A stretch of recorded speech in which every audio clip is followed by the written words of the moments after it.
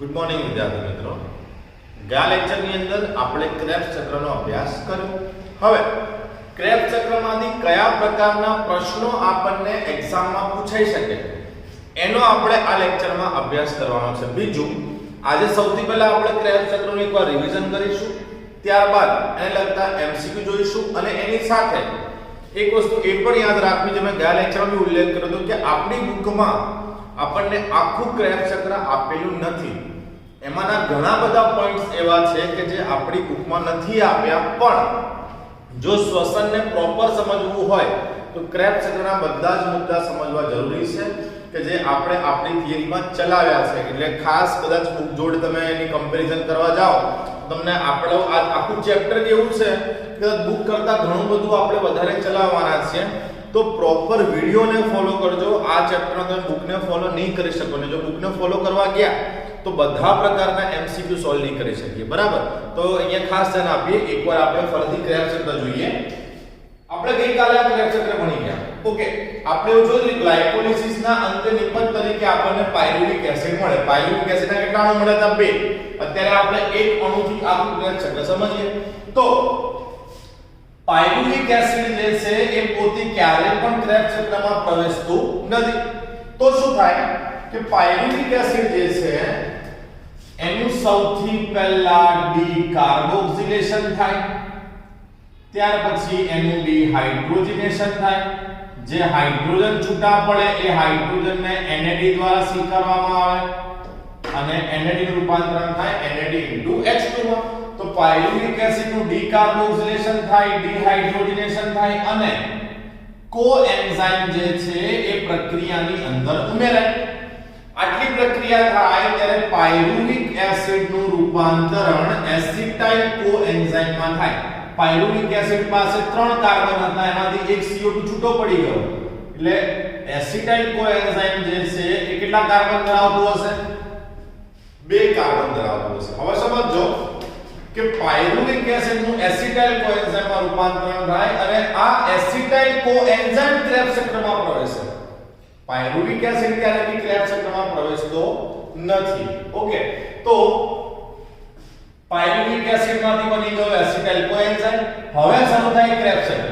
તો જુઓ, ક્રેબ્સ ચક્રમાં ઓલરેડી OAA હાજર હોય. OAA એટલે શું? તો ઓક્ઝેલો એસિટિક એસિડ. ત્યારબાદ તેમાં શું ઉમેરાશે? H2O ઉમેરાશે અને આ ઓક્ઝેલો એસિટિક એસિડ એસિટાઇલ કોએન્ઝાઇમ સાથે પ્રક્રિયા કરશે. ઓક્ઝેલો એસિટિક એસિડના 4 કાર્બન, એસિટાઇલ કોએન્ઝાઇમના 2 કાર્બન એટલે 4 ને 2 6. તો સૌથી પહેલું જે સંયોજન બનશે એ કયું છે? Citric acid. કેટલા કાર્બન ધરાવે? 6 કાર્બન. ઓક્ઝેલો એસિટિક એસિડના 4, એસિટાઇલ કોએન્ઝાઇમના 2, 4 + 2 જોડાઈ ગયા. શું બન્યું? સાઇટ્રિક એસિડ બન્યું. તો પહેલી વસ્તુ કે સૌપ્રથમ પ્રાપ્ત થતી નિપજ જે છે એ સાઇટ્રિક એસિડ હોવાથી આને આપણે સાઇટ્રિક એસિડ ચક્ર કહીએ છીએ. આને આપણે શું કહીએ છીએ? સાઇટ્રિક એસિડ ચક્ર. બીજું, સૌથી પહેલી સ્થાયી નિપજ જે બની સાઇટ્રિક એસિડ કેટલા કાર્બન ધરાવે? 6 કાર્બન. તો પહેલી સ્થાયી નિપજ 6 કાર્બન ધરાવતી હોવાને કારણે આને C6 ચક્ર પણ કહી શકીએ. હાન્સ ક્રેબ્સ નામના વૈજ્ઞાનિકે સમજાવ્યું એટલે એના નામ ઉપરથી આપણે આને ક્રેબ્સ ચક્ર બી કહીએ છીએ. અને સાઇટ્રિક એસિડમાં 3 કાર્બોક્સિલિક જૂથ હાજર હોય. કેટલા? 3 કાર્બોક્સિલિક જૂથ હાજર હોય. તો 3 કાર્બોક્સિલિક જૂથ હાજર હોવાને કારણે આને TCA ચક્ર પણ કહેવાય. T for ટ્રાય, ટ્રાય એટલે કે 3, ટ્રાય કાર્બોક્સિલિક એસિડ ચક્ર, ટ્રાય કાર્બોક્સિલિક એસિડ સાયકલ. તો આટલા નામ છે ક્રેબ્સ ચક્રના. તમે એને સાઇટ્રિક એસિડ ચક્ર પણ કહી શકો, C6 ચક્ર બી કહી શકો, ક્રેબ્સ ચક્ર પણ કહી શકો, TCA ચક્ર બી કહી શકો. આ લેક્ચરમાં આપણે ઉલ્લેખ કર્યો હતો. તો ફરીથી ઓક્ઝેલો એસિટિક એસિડ એસિટાઇલ કોએન્ઝાઇમ સાથે જોડાઈને શું બનાવે? Citric acid. હવે સાઇટ્રિક એસિડમાંથી દૂર થાય H2O. ચલો, નિપજ તરીકે શું બનશે? તો નિપજ તરીકે બનશે સિસ એકોનેટિક એસિડ.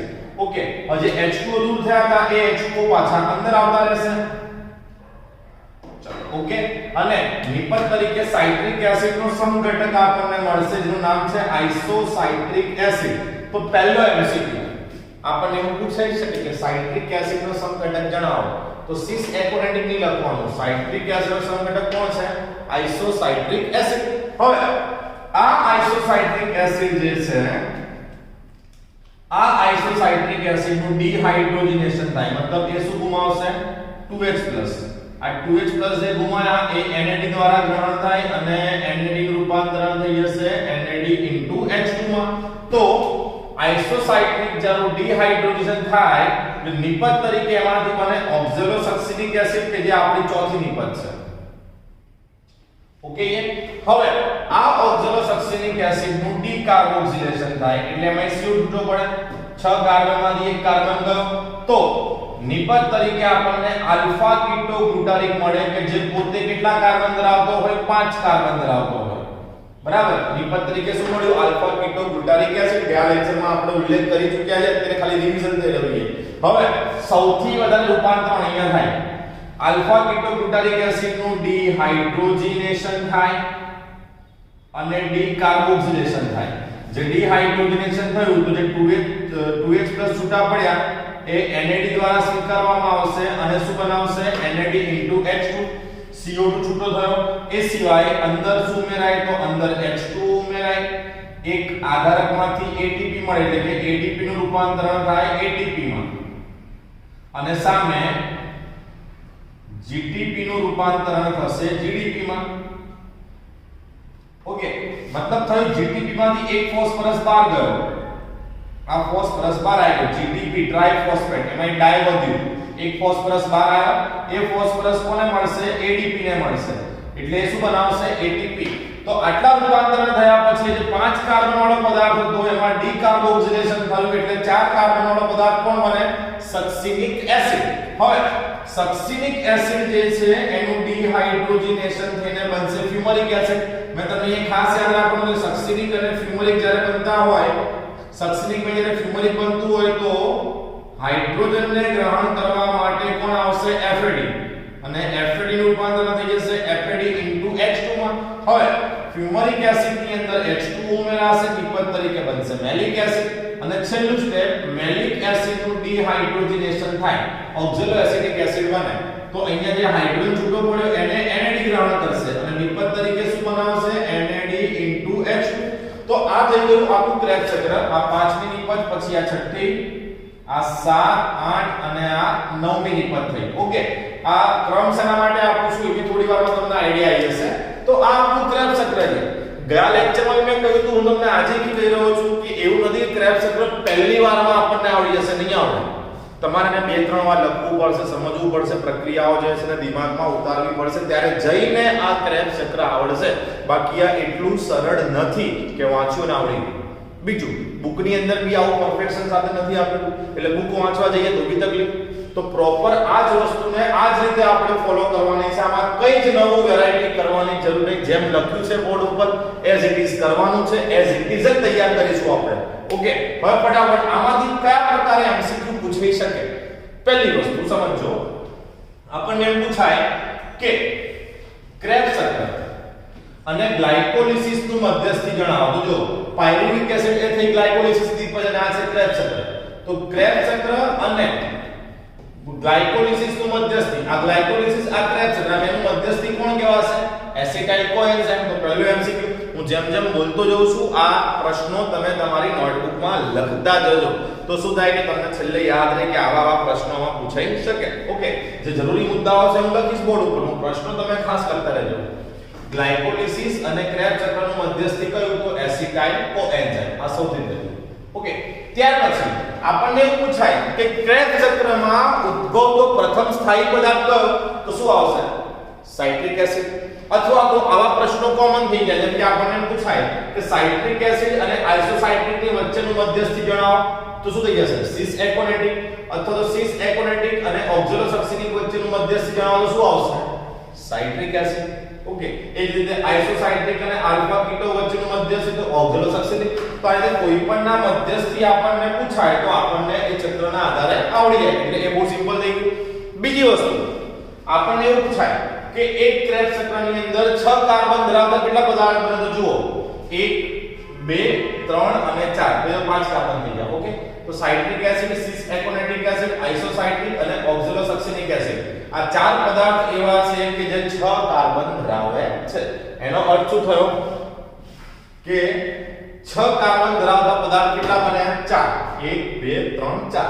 બીજું, આખા ક્રેબ્સ ચક્રની અંદર 5 કાર્બન ધરાવતો એક જ પદાર્થ છે. ઓકે, એનો અર્થ એવો છે કે આપણને પૂછે ક્રેબ્સ ચક્રની અંદર 5 કાર્બન ધરાવતું સંયોજન કયું? તો જોઈ લો કયું આવશે? Alpha ketoglutaric acid. 5 કાર્બન ધરાવતું સંયોજન કયું? તો શું આવે? Alpha ketoglutaric acid. અને જો એવો પ્રશ્ન પૂછાય કે ક્રેબ્સ ચક્રમાં 4 કાર્બન ધરાવતું સૌપ્રથમ કયું સંયોજન ઉત્પન્ન થાય? તો અહીંયાથી પહોંચી જવાનું કે અહીંથી ચાલુ થયું એમ ના, આ તો ઓલરેડી હતું. ઓક્ઝાલોસક્સિનિક એસિડ આપણે બનાવ્યું નથી, એ ઓલરેડી હતું. આપણું ચક્ર અહીંથી શરૂ થયું. તો અહીંથી જોતા જાઓ 4 કાર્બન ધરાવતો સૌથી પહેલો પદાર્થ આપણને કયો મળ્યો? સક્સિનિક એસિડ. તો આપણને એમ પૂછાય કે ક્રેબ્સ ચક્રની અંદર 4 કાર્બન ધરાવતું સૌપ્રથમ કયું સંયોજન બને? તો એ આવશે સક્સિનિક એસિડ. આપણને એવું પૂછાય કે કયા રૂપાંતરણ દરમિયાન FADH2 નું નિર્માણ થાય? તો સક્સિનિક એસિડમાંથી ફ્યુમરિક એસિડ બને ત્યારે જઈને આપણને FADH2 જે છે એ પ્રાપ્ત થાય. તો જેટલા બી ચાર્ટને આધારિત પ્રશ્નો છે, એકવાર તમને આખો ચાર્ટ આવડી ગયો, સાયકલ તમે બરોબર સમજી ગયા, તો ક્યાંય પણ તમારી ગાડી અટકવાની નથી. તમે સરળતાથી બધા MCQ સોલ્વ કરી શકશો. પણ વાત આવે થોડીક કહેવાય કેલ્ક્યુલેશનની. કેલ્ક્યુલેશન ને કે સમજવાનું આપણે જો આપણને એમ પૂછાય કે એક ક્રેબ્સ ચક્રના અંતે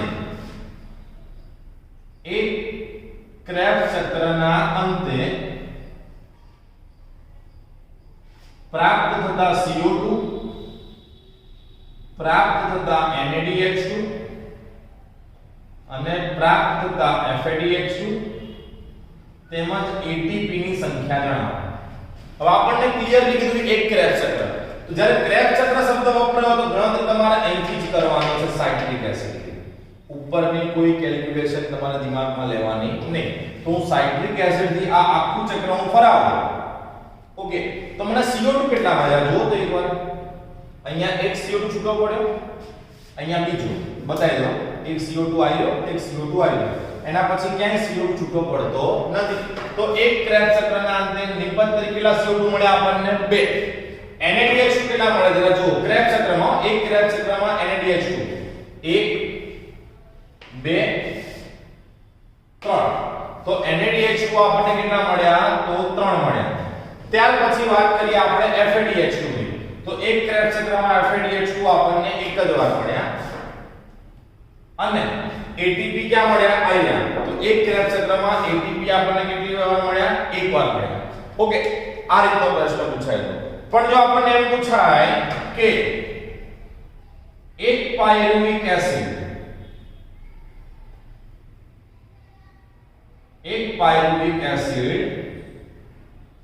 ક્રેબ્સ ચક્રમાંથી પસાર થાય તો નિપજ તરીકે CO2, NADH2, FADH2 અને ATP કેટલા મળે? તો હવે આપણને ક્લિયરલી એવું પૂછ્યું કે પાયરુવિક એસિડ નો એક અણુ ક્રેબ્સ ચક્રમાંથી પસાર થાય એટલે તમારે ગણતરીમાં સીધું અહીંયા આવવું પડશે. ક્યાં? પાયરુવિક એસિડ પાસે. તો અહીંથી ગણશો ને તમે તો જુઓ CO2 પહેલા CO2 એટલે 1 2 અને 3 એટલે CO2 એક પ્લસ થઈ ગયો, મતલબ એક પાયરુવિક એસિડ થી કાઉન્ટ કરો તો CO2 3 મળશે. NADH2 1 2 3 અને 4. NADH2 4 મળશે. FADH2 ની સંખ્યામાં કોઈ ફેરફાર નહીં થાય, ATP ની સંખ્યામાં કોઈ ફેરફાર નહીં થાય. મતલબ જ્યારે એકલો ક્રેબ્સ ચક્ર શબ્દ વપરાય તો ખાલી ને ખાલી સાયકલને ધ્યાનમાં લઈશું આપણે. પણ જ્યારે આપણને એમ કહેવામાં આવે કે પાયરુવિક એસિડનો એક અણુ ક્રેબ્સ ચક્રમાંથી પસાર થાય તો કેલ્ક્યુલેશન આપણે ક્યાંથી કરીશું? પાયરુવિક એસિડ થી આપણે કરવાની રહેશે. ત્યાર પછી બીજી એક વસ્તુ હજી આપણે ધ્યાનમાં લઈએ કે અહીંયા આપણી પાસે પાયરુવિક એસિડ એક જ છે કે જેને આખું ક્રેબ્સ ચક્ર એકવાર ફરાયું. ઓકે, હવે તમારે એ સમજવું કે જ્યારે જારક શ્વસનનો આપણે અભ્યાસ કરીએ છીએ તો જારક શ્વસન જે છે એમાં સૌથી પહેલા આપણે કયો તબક્કો ભણ્યા હતા? ગ્લાયકોલિસિસ. હવે ગ્લાયકોલિસિસ ના અંતે આપણને એટીપી કેટલા મળ્યા હતા? 2 એટીપી મળ્યા હતા. અને ગ્લાયકોલિસિસ ના અંતે આપણને 2 NADH2 મળ્યા હતા. ઓકે, એ સિવાય એની ખાસ અંતિમ નિપજ તરીકે આપણને 2 અણુ પાયરુવિક એસિડ મળ્યા હતા, CH3COCOOH. તો અહીંયા ધ્યાન એ આપવાનું છે કે એક્ચ્યુઅલી આપણી પાસે પાયરુવિક એસિડ 2 છે. પાયરુવિક એસિડ આપણી પાસે કેટલા છે? 2. અને અહીંયા તો એક પાયરુવિક એસિડ માંથી આપણું એક ક્રેબ્સ ચક્ર ફરી ગયું. ઓકે, મતલબ જારક શ્વસન જ્યારે થાય ત્યારે ક્રેબ્સ ચક્ર માટે પાયરુવિક એસિડ કેટલા આવશે? આપણી પાસે 2 આવશે. મતલબ એક જારક શ્વસનમાં ક્રેબ્સ ચક્ર કેટલી વાર ફરશે? 2 વાર ફરશે. સમજ પડી? આ તમારે યાદ રાખવાનું છે કે એક જારક શ્વસનની અંદર ક્રેબ્સ ચક્ર જે છે એ 2 વાર ફરે, કારણ કે આપણી પાસે પાયરુવિક એસિડ કેટલા છે? 2 પાયરુવિક એસિડ છે, બરાબર? એટલે જેટલી પણ નિપજ છે આ બધી જ નિપજ જે છે એ ડબલ થઈ જશે. બીજું, જારક શ્વસનની અંદર મેં સૌથી પહેલો જ્યારે લેક્ચર તમને લીધો જારક શ્વસન સમજાવવા માટે, તો જારક શ્વસનના પહેલા લેક્ચરની અંદર મેં તમને શ્વસનનું સમીકરણ લખાયું હતું. એકવાર એ સમીકરણને આપણે યાદ કરી જોઈએ. જો જારક શ્વસનનું સમીકરણ આપણે શું લખ્યું હતું? C6H12O6 plus 6O2, it gives 6CO2 plus 6H2O plus 38 ATP. જ્યારે આપણે આ સમીકરણ સાબિત કરી દઈએ ત્યારે આપણે એવું સમજી લેવું કે આપણું જારક શ્વસન પતી ગયું. હવે જો ગ્લાયકોલિસિસ ની અંદર આપણે ગ્લુકોઝ તો ઉપયોગમાં લીધો જ છે, બરાબર? એટલે ગ્લુકોઝ તો આપણે વાપર્યો. હજી સુધી ક્યાંય બી આપણે ઓક્સિજનનો ઉપયોગ કર્યો નથી. નિપજની વાત કરીએ તો 6 CO2 આપણને મળવા જોઈએ. કેટલા CO2 મળવા જોઈએ? 6 CO2. ઓકે, એની સામે જુઓ, આ 1, આ 2 અને 3 CO2 આપણને મળી ગયા. હવે તમને એ ખબર પડી જોઈએ કે આ એક આખું ક્રેબ્સ છે, જો પાયરુવિક એસિડ થી ગણું તો મને 3 CO2 મળ્યા. પણ જારક શ્વસનમાં ક્રેબ્સ ચક્ર ફરે કેટલી વાર? 2 વાર ફરે. મતલબ કે આપણા 6 CO2 જે નિપજના હતા એ તો ઓલરેડી આપણને મળી ગયા. સમજ પડી? કારણ કે ચક્ર ફરી 2 વાર. એક વારમાં આપણને 3 CO2 છૂટા પડ્યા, તો 2 વારમાં કેટલા હશે? 6 CO2. તો આ ઓકે થઈ ગયું. ઓકે, એટીપી તમને કેટલા મળ્યા છે? તો ગ્લાયકોલિસિસ ના 2 એટીપી. ઓકે, આ ચક્ર એક વાર ફર્યું તો આપણને 1 એટીપી મળ્યો. જારક શ્વસનમાં ચક્ર ટોટલ કેટલી વાર ફરશે? 2 વાર. તો બીજા 2 એટીપી ગણ લો તો ચક્ર 2 વાર ફરે એટલે 2 એટીપી. તો હજી સુધી આપણને એટીપી ખાલી કેટલા મળ્યા છે? 4. ઓકે, અને H2O ની વાત કરીએ તો H2O તો આપણને 6 મળવા જોઈએ. એની જગ્યા પર થયું શું? આ તમારો એક H2O અંદર ગયો, મતલબ વપરાયો. પછી બીજો H2O અહીંયાની અંદર ગયો, એ પણ વપરાયો. આ ત્રીજો H2O વપરાયો. એક ક્રેબ્સ ચક્રની અંદર આપણા 3 H2O વપરાયા. ચક્ર ફરી કેટલી વાર? 2 વાર. મતલબ કે આપણા ટોટલ 6 H2O વપરાયા છે.